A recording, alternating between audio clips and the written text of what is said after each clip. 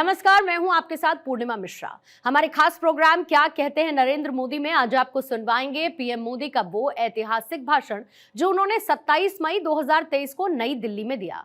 अपने भाषण में प्रधानमंत्री ने कहा कि सैकड़ों सालों की गुलामी के बाद भी तमिलनाडु की संस्कृति आज भी जीवित और समृद्ध है, तो इसमें आदिनम जैसी महान और दिव्य परंपरा की भी बड़ी भूमिका है और इस परंपरा को जीवित रखने का दायित्व संत जनों ने तो निभाया ही है, साथ ही इसका श्रेय पीड़ित, शोषित, वंचित सभी को जाता है।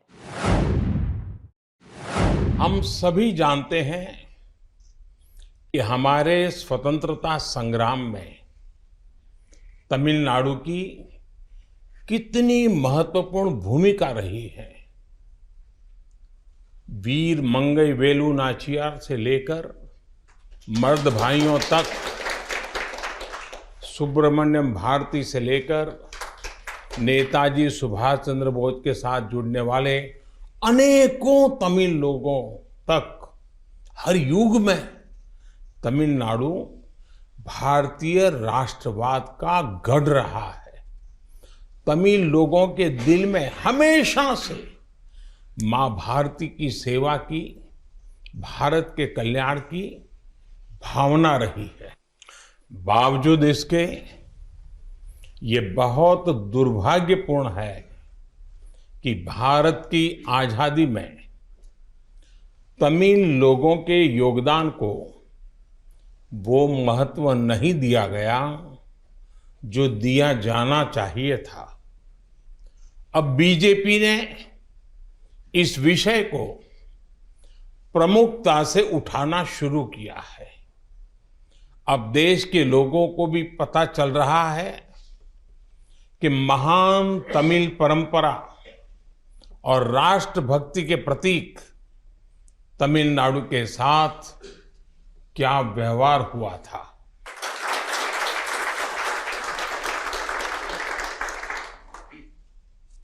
जब आजादी का समय आया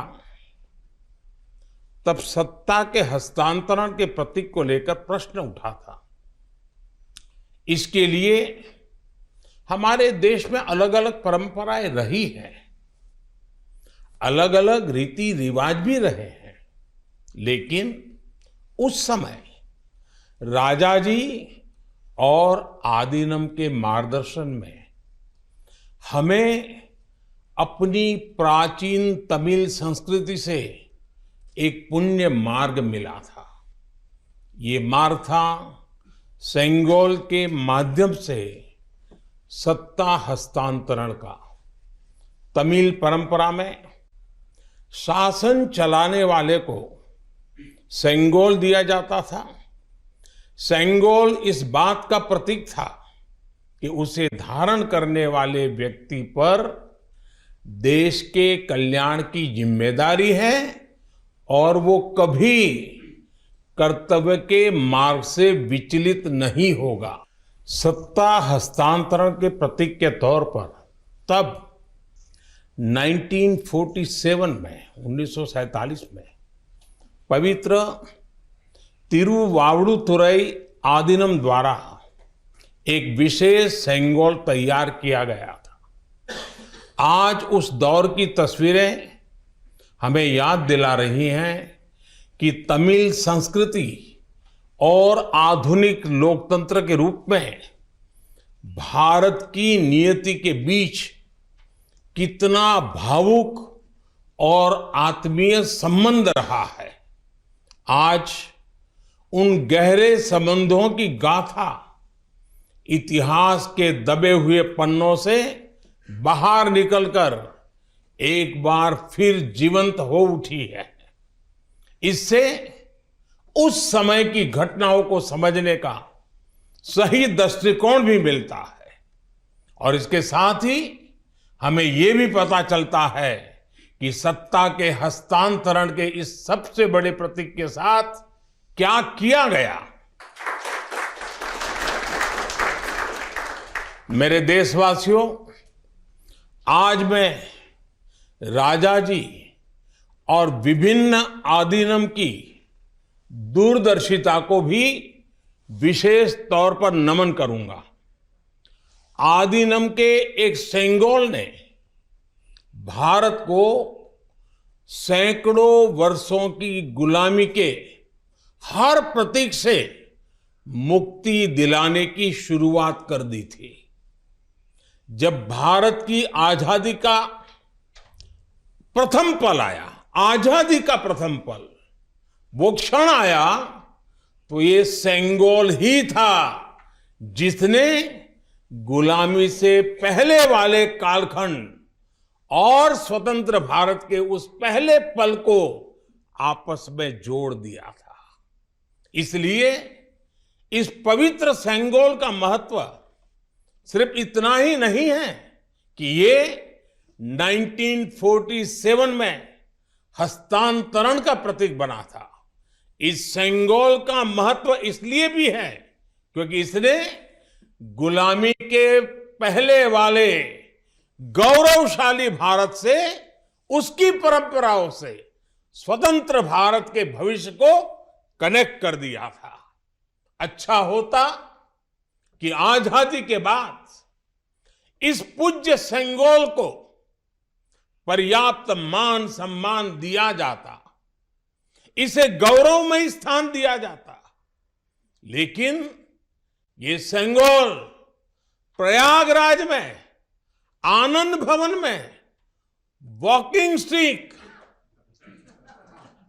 यानी पैदल चलने पर सहारा देने वाली छड़ी कहकर प्रदर्शनी के लिए रख दिया गया था। आपका ये सेवक और हमारी सरकार अब उस सेंगोल को आनंद भवन से निकाल कर लाई है। आज आजादी के उस प्रथम पल को नए संसद भवन में सेंगोल की स्थापना के समय हमें फिर से पुनर्जीवित करने का मौका मिला है। लोकतंत्र के मंदिर में आज सेंगोल को उसका उचित स्थान मिल रहा है। मुझे खुशी है कि अब भारत की महान परंपरा के प्रतीक उसी सेंगोल को नए संसद भवन में स्थापित किया जाएगा। ये सेंगोल इस बात की याद दिलाता रहेगा कि हमें कर्तव्य पथ पर चलना है, जनता जनार्दन के प्रति जवाबदेह बने रहना है। पूज्य संतगण, आदिनम की महान प्रेरक परंपरा साक्षात सात्विक ऊर्जा का प्रतीक है। आप सभी संत शैव परंपरा के अनुयायी हैं। आपके दर्शन में जो एक भारत श्रेष्ठ भारत की भावना है, वो स्वयं भारत की एकता और अखंडता का प्रतिबिंब है। आपके कई आदिनम के नामों में ही इसकी झलक मिल जाती है। आपके कुछ अधिनम के नाम में कैलाश का उल्लेख है। ये पवित्र पर्वत तमिलनाडु से बहुत दूर हिमालय में है, फिर भी ये आपके हृदय के करीब है। शैव सिद्धांत के प्रसिद्ध संतों में से एक तिरुमूलर के बारे में कहा जाता है कि वो कैलाश पर्वत से शिव भक्ति का प्रसार करने के लिए तमिलनाडु आए थे। आज भी उनकी रचना तिरुमंदिरम के श्लोकों का पाठ भगवान शिव की स्मृति में किया जाता है। अपर, समंदर, सुंदरर और माणिका वासगर जैसे कई महान संतों ने उज्जैन, केदारनाथ और गौरीकुंड का उल्लेख किया है। जनता जनार्दन के आशीर्वाद से आज मैं महादेव की नगरी काशी का सांसद हूं, तो आपको काशी की भी बात बताऊंगा। धर्मपुरम आदीनम के स्वामी कुमार गुरुपरा तमिलनाडु से काशी गए थे। उन्होंने बनारस के केदार घाट पर केदारेश्वर मंदिर की स्थापना की थी। तमिलनाडु के तिरुपन्नदारु में काशी मठ का नाम भी काशी पर रखा गया। इस मठ के बारे में एक दिलचस्प जानकारी भी मुझे पता चली है। कहा जाता है कि तिरुपन्नदारु का काशी मठ तीर्थ यात्रियों को बैंकिंग सेवाएं उपलब्ध कराता था। कोई तीर्थ यात्री तमिलनाडु के काशी मठ में पैसे जमा करने के बाद काशी में प्रमाण पत्र दिखाकर वो पैसे निकाल सकता था। इस तरह शैव सिद्धांत के अनुयायियों ने सिर्फ शिव भक्ति का प्रसार ही नहीं किया, बल्कि हमें एक दूसरे के करीब लाने का कार्य भी किया। पूज्य संतगण, सैकड़ों वर्षों की गुलामी के बाद भी तमिलनाडु की संस्कृति आज भी जीवंत और समृद्ध है, तो इसमें आदीनम जैसी महान और दिव्य परंपरा की भी बड़ी भूमिका है।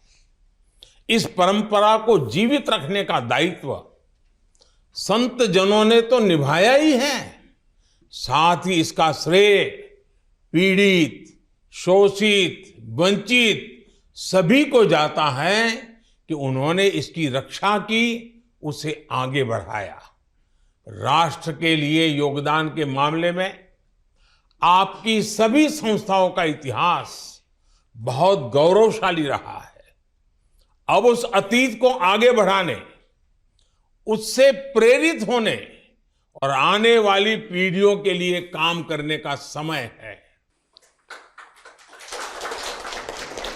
पूज्य संतगण, देश ने अगले 25 वर्षों के लिए कुछ लक्ष्य तय किए हैं। हमारा लक्ष्य है कि आजादी के 100 साल पूरे होने तक एक मजबूत, आत्मनिर्भर और समावेशी विकसित भारत का निर्माण हो। 1947 में 1947 में आपकी महत्वपूर्ण भूमिका से कोटि कोटि देशवासी पुनः परिचित हुए हैं। आज जब देश 2047 के बड़े लक्ष्यों को लेकर आगे बढ़ रहा है, तब आपकी भूमिका और महत्वपूर्ण हो गई है। आपकी संस्थाओं ने हमेशा सेवा के मूल्यों को साकार किया है। आपने लोगों को एक दूसरे से जोड़ने का, उनमें समानता का भाव पैदा करने का बड़ा उदाहरण पेश किया है। भारत जितना एकजुट होगा उतना ही मजबूत होगा। इसलिए हमारी प्रगति के रास्ते में रुकावटें पैदा करने वाले तरह तरह की चुनौतियां खड़ी करेंगे। जिन्हें भारत की उन्नति खटकती है, वो सबसे पहले हमारी एकता को ही तोड़ने की कोशिश करेंगे। लेकिन मुझे विश्वास है कि देश को आपकी संस्थाओं से आध्यात्मिकता और सामाजिकता की जो शक्ति मिल रही है, उससे हम हर चुनौती का सामना कर लेंगे